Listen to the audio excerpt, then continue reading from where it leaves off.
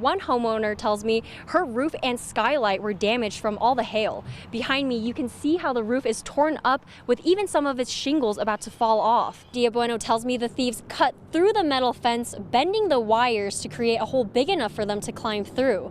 The day before that, another person was caught on camera jumping over the fence to steal the catalytic converters. Joel Hollendorfer guilty of manslaughter after initially being charged with. When Cordova isn't on the range, his day-to-day job is evaluating and treating patients in the clinic and helping surgeons in the OR. Instagram users are concerned as they are finding out their exact location can be tracked. If you want to keep your location private, all you have to do is open your iPhone settings and turn off the precise location. Quaylen Campbell asking her to send authorities to his location prompted Campbell to call 911, an antique shop that's more than 30 years old. But the locals know them more commonly as the broom shop, where the couple continues to share their knowledge of a disappearing craft. Chili farmers say recent flooding was bad for labor and maintenance, but according to Millburger Farms, the rain came at just the right time. Andrew Peary and Fountain police officer Julian Becerra, whose deaths were heavily felt within the last year. He's wanting to focus on building an accessible government through a culture of transparency between all levels of leadership. Chief, we can. We're getting hit with a fire. Everything else was lost. My son and I got out of here with clothes on our back and the animals. We lost everything up to Peregrine Circle. Ginny Vinson has been counting her blessings even a decade after the Black Forest fire. A lifetime of memories, a lifetime of collecting things. I had jewelry, furniture, clothes, everything, artwork. It was all gone. She was away helping others evacuate, the fire quickly engulfing her own home she's lived in since 1986. Actually, I had a friend. He heard the fire was getting close to my house. We have The deputy wouldn't let him come up here. And he literally got out of his truck and started running up the road to get to me, to get stuff out of here, which was a blessing. Only enough time to grab a few animals out of dozens. I don't think anybody can be prepared for the way that fire moved. It was so fast, and I never thought it was going to get this far. And it was like within an hour, or more, it was here. Escaping the fire was easier compared to the months that followed. Being homeless, my son and I had no place to go and stayed with friends 18 months. We were underinsured, and then right in the middle of the beginning of a divorce, my ex-husband wouldn't sign any of the insurance checks. According to Vinson, there was no financial help from the government. It wasn't considered, natural disaster, so FEMA was not available to anybody in the forest. Since it was man-made out of somebody's carelessness, they didn't even help us. A lot of people didn't have insurance, and they lost everything too. She would eventually be able to rebuild her generational home. I had to fix the fences and everything, and shelter. We had to work on getting shelters for them and everything, so it was quite the process. Continuing to restore all that was lost and creating new memories. Okay.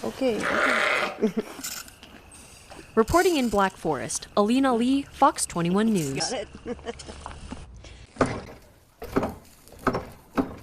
Before the internet, Sam and Karen Morrison could only rely on trial and error. We had to learn everything the hard way, finding the equipment, learn how to make brooms when there's nobody to teach you. There's nothing written. There were no videos. We bought a lot of brooms for ideas and things. And by chance, they even found the kicker winder like this. An antique broom making machine made around 1900. We just like old-time crafts, doing things hand and foot powered.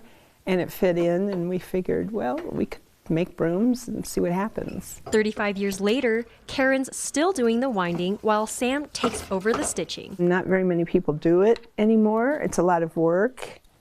Getting supplies and everything is difficult anymore because there's not a lot of demand for brooms. But there is among the locals in the small mining town of Victor. We have people that have bought them for the last 35 years, and they love them. And they walk out with a broom, and they're just so happy, and it makes us feel good. And we could brighten their day. One couple was getting divorced, and the only thing they fought over was our broom. The Morrisons say their brooms are better than what you can find at the store. He used the best material for the entire broom. He hand stitches them so they hold together really tight and they last a long time. We dye the broom corns so they're also pretty. It's a time-consuming and laborious process. It takes us about an hour to make a broom from start to finish, not counting dyeing the broom corn and finishing the handles and soaking the broom corn. But the couple says it's worth it. It's rewarding. You take nothing and you have a very pretty finished product when you're done. You know, we've made over 30,000 brooms. It's going to tickle. Eastern kingbirds, It might come towards you because it's kind of facing there. Swainson's thrushes. This is an orchard oriole. Chico Basin Ranch is an oasis for migrating birds. They need good stopover sites like we have here at Chico Basin in these little olive groves to stop, rest, and refuel.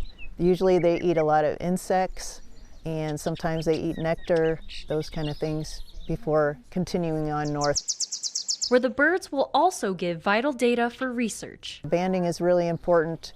It's a research tool to tell us, how old some birds are, what their species distribution is, and how well they're doing while they're staying here. They're caught in nets and put into breathable bags. We take it out of the bag and we determine what kind of species it is and what size leg it has, so we can determine what band size to put on it. Hold the leg up, put the band on, crimp it, and then the band is on its leg. So the birds and their delicate habitat can be monitored year after year. These numbers are recorded, and then we send them via computer, internet to the bird banding lab, so that if anybody else encounters them, this bird will know where it left after it was banded here. Before they make the long journey, the birds will need a certain level of fat before they feel comfortable leaving the olive groves, their home at Chico Basin. It just demonstrates that different habitats are really important for these birds, and these birds are indicators of the health of the environment. So we should be monitoring them as well as the rest of the ecosystem, because we all have to live here together.